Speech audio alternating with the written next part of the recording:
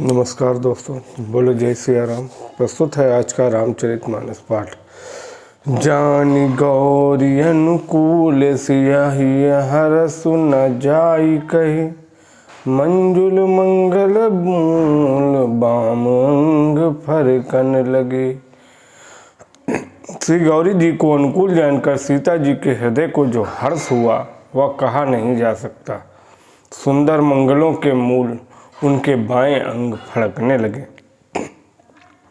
हृदय सराहत सियलो नाई, गुरु समीप गवनी दो भाई। राम कहा सब कौशिक पाहि, सरल स्वभाव छुअत छल नाहि। हृदय में सीता जी के सौंदर्य की सराहना करते हुए दोनों भाई गुरु जी के पास गए। श्री रामचंद्र जी ने विश्वामित्र से सब कुछ कह दिया, क्योंकि उनका सरल स्वभाव है, छल तो उसे छूता भी नहीं है। सुमन पाई मुनि पूजा कीनी, पुनि असीस दुभाइन दीनी। सुफल मनोरथ हूँ तुम्हारे, राम लखन सुनि भय सुखा। फूल पाकर मुनि ने पूजा की, फिर दोनों भाइयों को आशीर्वाद दिया कि तुम्हारे मनोरथ सफल हों। यह सुनकर श्री राम और लक्ष्मण जी सुखी हुए। करि भोजन मुनिवर विज्ञानी, लगे कहन कछु कथा पुरानी। विगत दिवस गुरु आय सुपाई, संध्या करन चले दो भाई। श्रेष्ठ विज्ञानी मुनि विश्वामित्र जी भोजन करके कुछ प्राचीन कथाएं कहने लगे।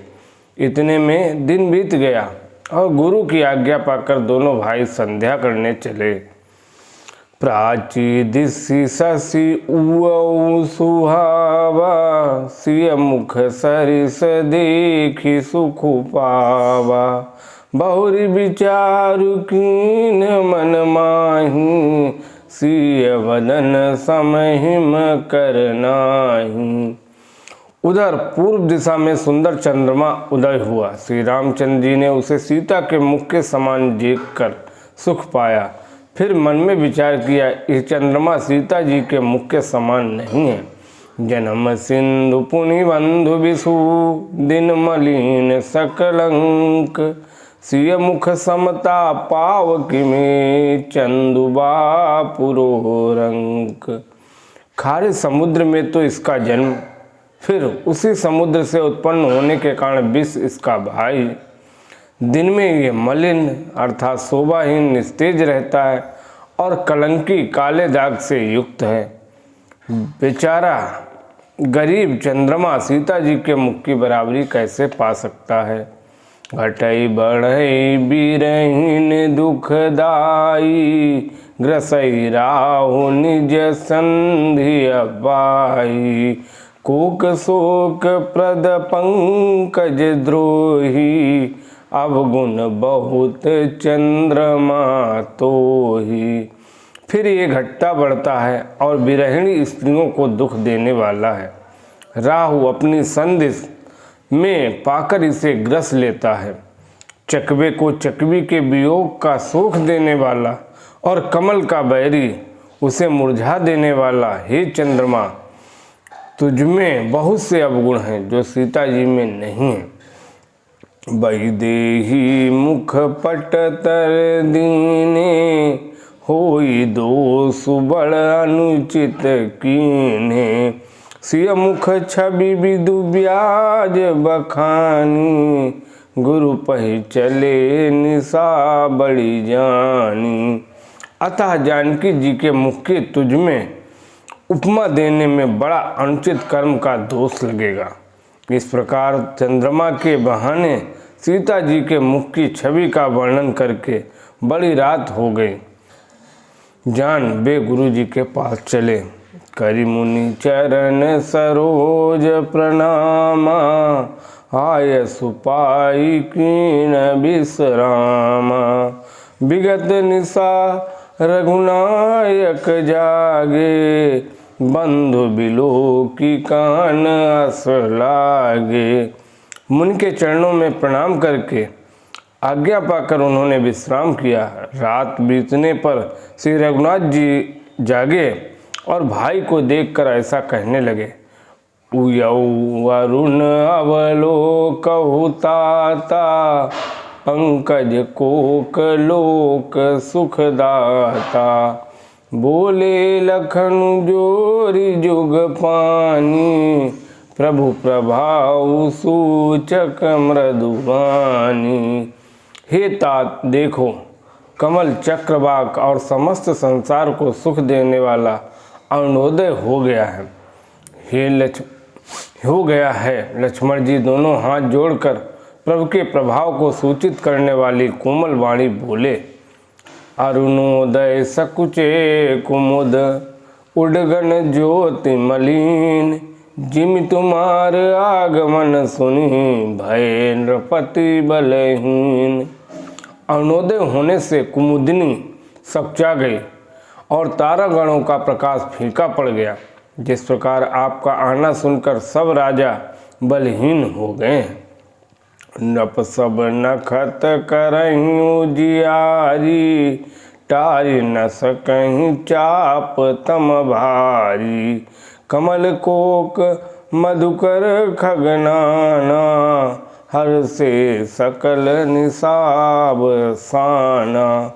सब राजा रूपी तारे उजाला अर्थात मन प्रकाश करते हैं, पर वे धनुष रूपी महान अंधकार को हटा नहीं सकते। रात्रि का अंत होने से जैसे कमल, चकवे, भौरे और नाना प्रकार के पक्षी हर्षित हो रहे हैं, ऐसे ही प्रभु सब भगत तुम्हारे, हुई हैं टूटे धनुष सुखारे। उयऊ भानु बिनु श्रम तमनासा, दुरे नखत जगतेजु प्रकाशा। वैसे ही हे प्रभु, आपके सब भक्त धनुष टूटने पर सुखी होंगे। सूर्य उदय हुआ, बिना ही परिश्रम अंधकार नष्ट हो गया। तारे छिप गए, संसार में तेज का प्रकाश हो गया। रवि निज उदय ब्याज रघुराया, प्रभु प्रताप सब नपन दिखाया। तोय भुज बल महिमा उद्घाटी, प्रगति धनु विघटन परिपाटी। हे रघुनाथ जी, सूर्य ने अपने उदय के बहाने सब राजाओं को प्रभु का प्रताप दिखलाया है। आपकी भुजाओं के बल की महिमा को उद्घाटित करने के लिए ही धनुष तोड़ने की यह पद्धति प्रकट हुई। बंधु वचन सुनि प्रभु मुस्काने, होई सुचि सहज पुनीत नहाने। नित्य किया करि गुरु पहियाए, चरण सरोज सुभग सिर नाये। भाई के वचन सुनकर प्रभु मुस्कुराए। फिर स्वभाव से ही पवित्र श्री राम जी ने शौच से निवृत्त होकर स्नान किया और नित्य कर्म करके वे गुरु जी के पास आए। आकर उन्होंने गुरु जी के सुंदर चरण कमलों में अपना सिर नवाया। सतानंदु तब जनक बुलाए, कौशिक मुनि पहि तुरत पठाए। जनक विनय तिन आई सुनाई, हर से बोल लिए दो भाई। तब जनक जी ने सतानंद जी को बुलाया और उन्हें तुरंत ही विश्वामित्र मुनि के पास भेजा। उन्होंने आकर जनक जी की विनती सुनाई। विश्वामित्र जी ने हर्षित होकर दोनों भाइयों को बुलाया। सतानंद पद बंदी प्रभु बैठे गुरु पहि जाय, चलहु तात मुनि कहु तब पठवा जनक बोलाई। सतानंद जी के चरणों की वंदना करके प्रभु श्री रामचंद्र जी गुरु के पास जा बैठे। तब मुनि ने कहा, हे तात चलो, जनक जी ने बुला भेजा है। सिय स्वयंवर देखिय जाई, सुकाई धाव दे बढ़ाई। लखन कहा जस भोजन सोई, नाथ कृपा त्वय जा पर होई। चलकर सीता जी के स्वयंवर को देखना चाहिए। देखें ईश्वर किसको बढ़ाई देते हैं। लक्ष्मण जी ने कहा, हे नाथ, जिस पर आपकी कृपा होगी वह बढ़ाई का पात्र होगा, अर्थात धनुष तोड़ने का श्रेय उसी को प्राप्त होगा। हर से मुनि सब सुनि वर बानी, दीन आशीष सबहि सुख मानी। पुनि मुनि वृंद समेत कृपाला, देखन चले धनुष समख साला। इस श्रेष्ठ वाणी को सुनकर सब मुनि प्रसन्न हुए। सभी ने सुख मानकर आशीर्वाद दिया।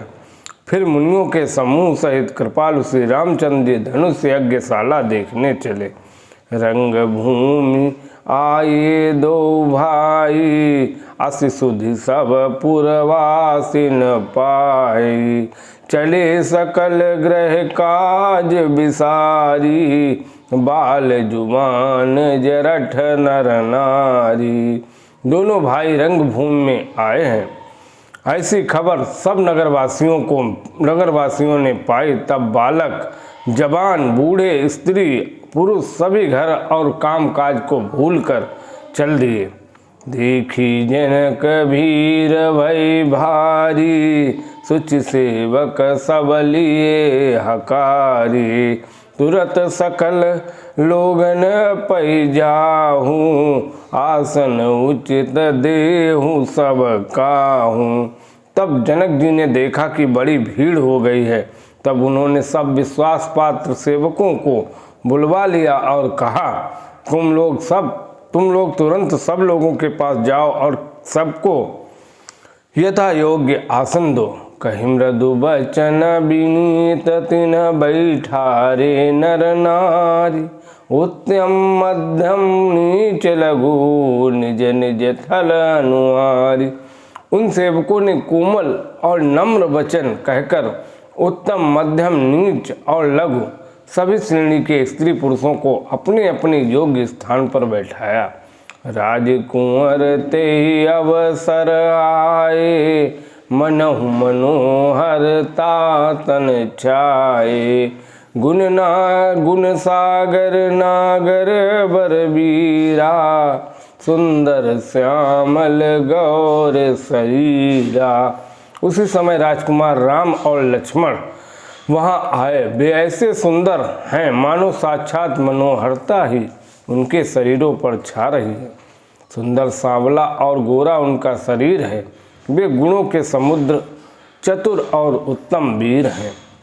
राज समाज विराजत रूरे, उडगन महु जनु जुग विधु पूरे। जिनके रही भावना जैसी, प्रभु मुहूर्ति तिन देखी तैसी। वे राजाओं के समाज में ऐसे सुशोभित हो रहे हैं मानो तारागणों के बीच दो पूर्ण चंद्रमा हों। जिनकी जैसी भावना थी, प्रभु की मूर्ति उन्होंने वैसी ही देखी। देखै रूप मारन धीरा, मनहु वीर रसुधरे शरीरा। डरे कुटिल नृप प्रभु ही निहारी, मनहु भयानक मूरति भारी। महान रणधीर राजा लोग श्री रामचंद्र जी के रूप को ऐसा देख रहे हैं मानो स्वयं वीर रस शरीर धारण किए हुए हो। कुटिल राजा प्रभु को देखकर डर गए मानो बड़ी भयानक मूर्ति हो। रहे असुर छल छोनिप बेसा, तिन प्रभु प्रगट काल सम देखा। पुरवासिन देखे दो भाई, नरभूषण लोचन सुखदाई। छल से जो राक्षस वहाँ राजाओं के बेश में बैठे थे, उन्होंने प्रभु को प्रत्यक्ष काल के समान देखा। नगरवासियों ने दोनों भाइयों को मनुष्यों के भूषण रूप और नेत्रों को सुख देने वाला देखा। नारी बिलो कहीं हरसिया निज निज रुचि अनुरूप, जनु सोहत श्रृंगार धरी मूर्ति परम अनूप।